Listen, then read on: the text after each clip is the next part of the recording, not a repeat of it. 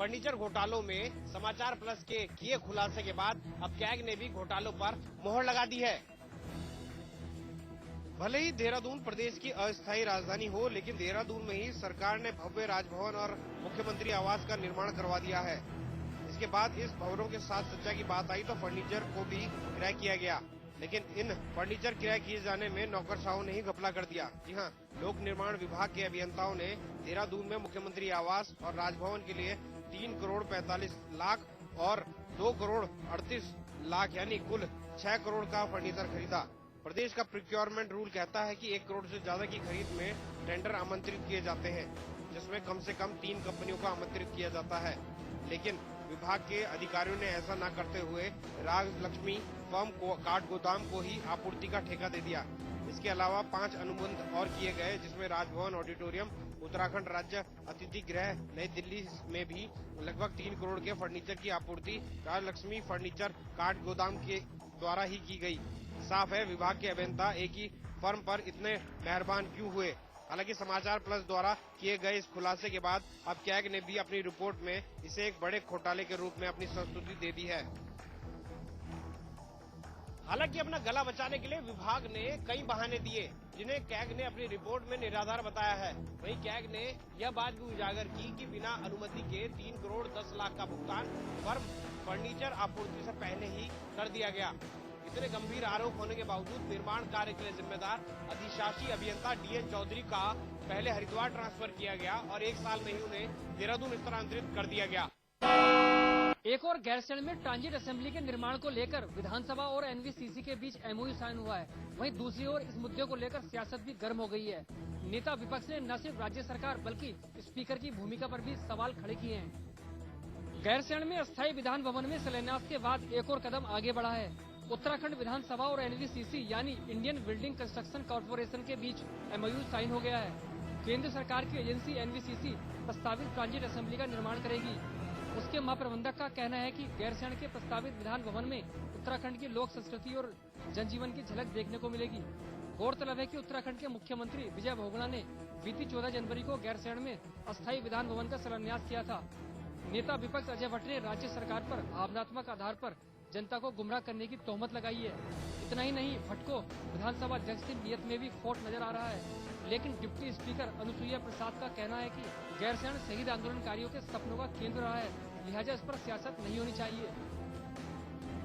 दरअसल बीजेपी गैरसैंण को उत्तराखंड की ग्रीष्मकालीन राजधानी बनाने की मांग करती रही है, लेकिन बहुगुणा सरकार को ऐसा करने में हिचक दिखाई दी है।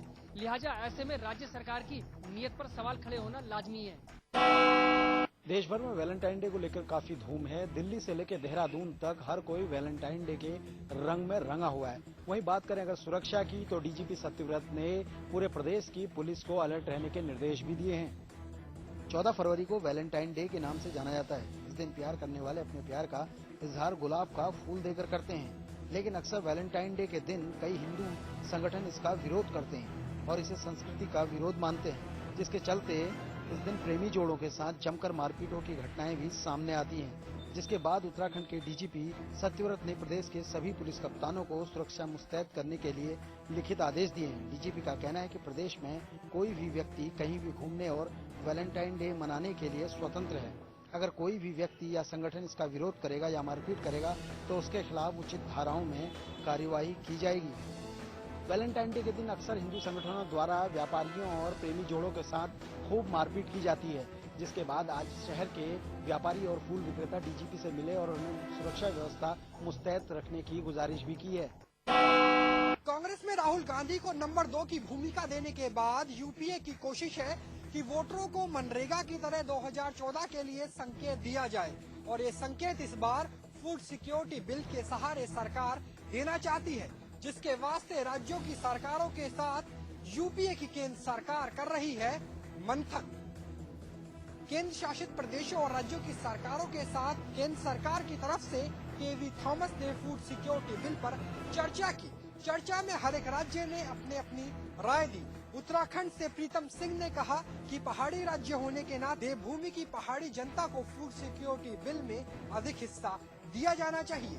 साथ ही उन्होंने फूड सिक्योरिटी बिल का कंप्यूटराइजेशन करने और भंडारण की व्यवस्था को बढ़ाने की भी बात रखी। उत्तर प्रदेश की तरफ से मंत्री जी तो नहीं पहुंचे, लेकिन प्रमुख सचिव फूड एंड सप्लाई दीपक त्रिवेदी ने ये जरूर कहा कि उत्तर प्रदेश की बड़ी जनसंख्या में केंद्र सरकार को अपने हिस्से की तरफ से दी जा रही धनराशि में इजाफा करना चाहिए। वहीं राजस्थान के मंत्री प्रसादी लाल मीणा ने कहा कि राज्य में भंडारण की सुविधा को बढ़ाने के लिए केंद्र सरकार का निवेश जरूरी है। सोनिया गांधी की कोशिश और मनमोहन सरकार की मंशा तो यही है कि फूड सिक्योरिटी बिल को बजट सत्र में ही पारित करवा दिया जाए, लेकिन इस सम्मेलन के बाद भी केवी थॉमस का बयान देने से बचना इस तरफ इशारा जरूर कर रहा है कि राज्यों के साथ समन्वय नहीं बन पाया और इस बिल को कानून बनाने में अभी कई अगर मगर बाकी है। आज झांसी में ट्रैफिक पुलिस के नियमों का माखौल उड़ाते दो केंद्रीय मंत्री बिना हेलमेट के स्कूटर पर झांसी की सड़कों पर घूमते नजर आए। केंद्रीय मंत्री श्री प्रकाश जायसवाल को झांसी की गलियों में होंडा एक्टिवा स्कूटर पर सवार देख आज झांसी के लोग हैरत में पड़ गए। केंद्रीय मंत्री जायसवाल जिस स्कूटर पर बैठे थे उसे चलाने वाले केंद्रीय ग्रामीण विकास राज्य मंत्री प्रदीप जैन थे। हालांकि दो केंद्रीय मंत्री जिस तरह स्कूटर पर बिना हेलमेट सवारी करते दिखे, उससे मंत्रियों की लापरवाही सामने आई। जबकि झांसी में बिना हेलमेट गाड़ी चलाने वालों पर ट्रैफिक पुलिस अभियान चलाकर उनके खिलाफ कार्रवाई कर रही है। पश्चिमी उत्तर प्रदेश में हाईकोर्ट बेंच की मांग कर रहे वकीलों ने आज सुबह मेरठ सिटी स्टेशन पर जमकर हंगामा किया। वकीलों ने सिटी स्टेशन के दोनों मुख्य ट्रैक कब्जा लिए और रेलवे पटरी के बीच लेट गए। इससे रेलवे प्रशासन में हड़कंप मच गया। वकीलों ने बेंच के समर्थन में जमकर नारेबाजी की और बेंच के लिए केंद्र सरकार से ठोस कार्रवाई की मांग की। हालांकि पहले वकीलों की केंद्रीय संघर्ष समिति ने गाजियाबाद पहुंचकर ट्रेनों को रोकने का फैसला किया था, लेकिन बाद में उसे कुंभ हादसे की वजह से टाल दिया गया और पश्चिमी उत्तर प्रदेश के जिलों में वकीलों ने सांकेतिक तौर पर ट्रेनें रोकने का फैसला किया। फैसले के मुताबिक सुबह 11 बजे वकील बसों में बैठकर कचहरी से मेरठ सिटी रेलवे स्टेशन पहुंच गए। वकीलों ने सरकार पर वादा खिलाफी के आरोप लगाते हुए कहा है कि जानबूझकर बेंच की मांग को बार बार टाला जा रहा है, लेकिन यदि राजनीतिक दलों ने अपने स्टैंड स्पष्ट नहीं किए तो पश्चिमी उत्तर प्रदेश की जनता उन्हें चुनाव में सबक सिखाएगी। उन्होंने कहा कि सभी दलों के सांसद व विधायक बेंच के लिए आवाज उठाएं। वकीलों के आंदोलन को देखते हुए पुलिस प्रशासन मौके पर पहुंच गया और किसी तरह समझा बुझाकर वकीलों को हटाने की कोशिश की। काफी मिन्नतों के बाद वकील वहां से हटे। बरेली में एक बार फिर पुलिस हिरासत में मौत का मामला सामने आया है। इस बार पुलिस ने एक 14 साल के नाबालिग लड़के को गिरफ्तार करने के बाद उसकी बड़ी ही बेरहमी से पिटाई कर दी, जिससे उसकी मौत हो गई। जिसके बाद परिवार में कोहराम मचा हुआ है। बरेली के जिला अस्पताल में रोते बिलखते इन लोगों का आरोप है कि नवाबगंज पुलिस ने इनके नाबालिग बेटे को रेप के आरोप में गिरफ्तार किया था और उसके बाद पुलिस और वादी ने मिलकर उनकी जमकर पिटाई की, जिससे उसकी मौत हो गई। इतना ही नहीं, उसके शरीर पर तेजाब के निशान भी पाए गए हैं। वहीं एसएसपी और डीएम ने जांच कमेटी गठित कर 24 घंटे में रिपोर्ट सौंपने को कहा है। बरेली में खाकी का कहर थमने का नाम नहीं ले रहा। इस बार पुलिस ने एक नाबालिग की इतनी पिटाई की जिससे उसकी मौत हो गई, जबकि इससे पहले भी कस्टडी में मौत का मामला सामने आ चुका है।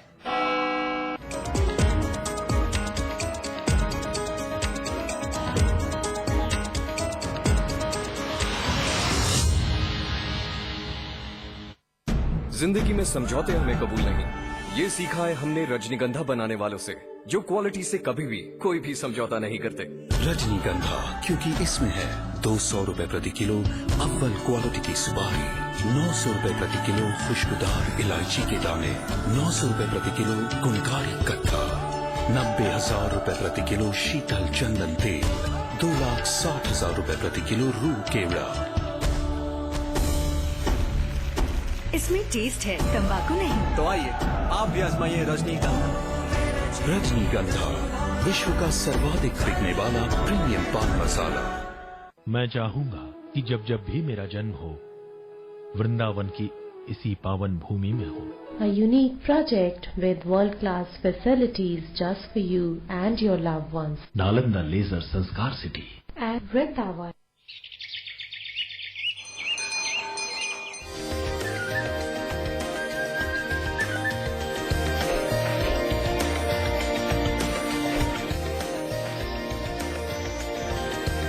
पेंटागन मॉल हरिद्वार, उत्तराखंड का सबसे बड़ा मॉल और मल्टीप्लेक्स। निर्माता सुपरटेक। मैं चाहूंगा कि जब जब भी मेरा जन्म हो, वृंदावन की इसी पावन भूमि में हो। A unique project with world-class facilities just for you and your loved ones. Nalanda laser Sanskar city At Vrindavan. उठेगा अब हर वो मुद्दा जिनसे जुड़े हैं आपके सरोकार। अपनी जिम्मेदारी से पल्ला झाड़ नहीं सकेगी कोई भी सरकार। हर गुनहगार के हाथ में लगेगी हथकड़ी। विकास की राह में कोई भी बाधा न हो सकेगी खड़ी, क्योंकि खत्म हो गई है अब इंतजार की घड़ी।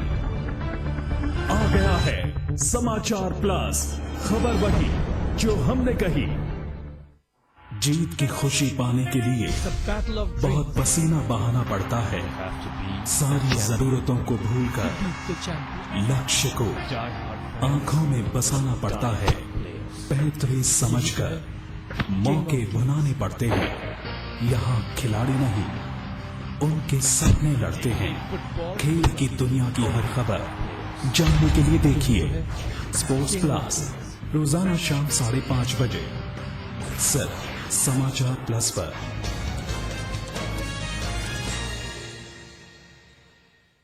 नमस्कार, फाइनल रिपोर्ट में आपका स्वागत है। मैं हूं अनुज श्रीवास्तव। बुलेटिन की शुरुआत कर रहे हैं, उससे पहले नजर हेडलाइंस पर। उत्तर प्रदेश बना रेप का प्रदेश। 24 घंटे में रेप के 4 मामले आए सामने। सीतापुर और अमरोहा में नाबालिग लड़कियों की रेप के बाद की गई हत्या। मऊ में विधवा की सपा नेताओं ने लूटी आबरू। गुरुवार से शुरू होगा यूपी विधानसभा का बजट सत्र। मुख्यमंत्री के निवास पर हुई सर्वदलीय बैठक। बीजेपी करेगी राज्यपाल के अभिभाषण का विरोध। 15 और 16 फरवरी को राहुल गांधी करेंगे मुख्यमंत्री विजय बहुगुणा और यशपाल आर्या से मुलाकात। सरकार के 1 साल के कार्यकाल पर होगी चर्चा। उत्तराखंड के मुख्यमंत्री विजय बहुगुणा ने कुंभ में लगाई डुबकी। शंकराचार्य समेत कई संतों से मिले बहुगुणा। बीजेपी के प्रदेश अध्यक्ष बनने के बाद तीरथ सिंह अपनी नई टीम बनाने में जुटे। जल्द किया जाएगा नई कार्यकारिणी का गठन। झांसी में केंद्र सरकार के 2 मंत्रियों ने उड़ाई कानून की धज्जियां। बिना हेलमेट के स्कूटर पर घूमे श्री प्रकाश जायसवाल और प्रदीप जैन आदित्य।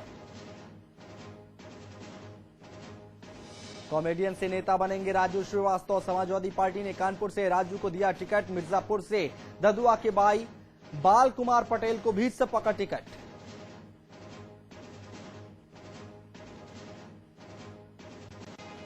कानपुर देहात में युवकों ने काटी दोस्त की जुबान। 20,000 रुपए भी छीने। पार्टी में पैसे को लेकर दोस्तों में हुआ था विवाद। रायबरेली के चक दादरपुर में ट्रक और टेम्पो में भिड़ंत। हादसे में 5 की मौत, आधा दर्जन लोग घायल।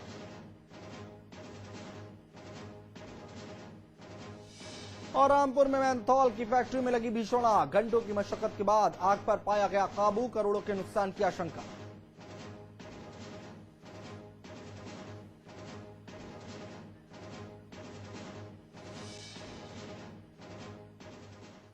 कानपुर देहात में एक युवक की 4 दोस्तों ने पैसा खर्च नहीं करने पर पहले तो पिटाई की और फिर रुपए छीनने का विरोध करने पर कैंची से उसकी जीभ काट ली।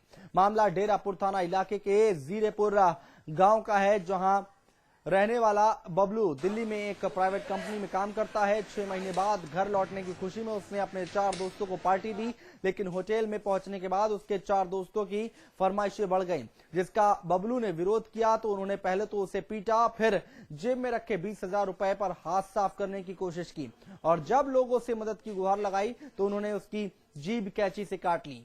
साथ ही 20,000 रुपए लेकर फरार हो गए। वहीं घायल अवस्था में बबलू को अस्पताल में भर्ती कराया गया है, जहां उसकी हालत खतरे से बाहर है।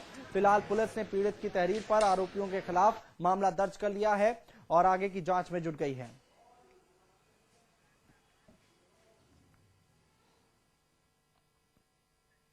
रामपुर के नेशनल हाईवे पर मौजूद सुपरमिंट एक्सपोर्ट मेंथा कंपनी में भीषण आग लग गई। आग पर काबू पाने के लिए फायर ब्रिगेड की 8 गाड़ियों ने घंटों तक मशक्कत की। इस दौरान सुरक्षा के मद्देनजर इलाके को भी सील कर दिया गया था। हालांकि आग पर काबू पा लिया गया, लेकिन भीषण आग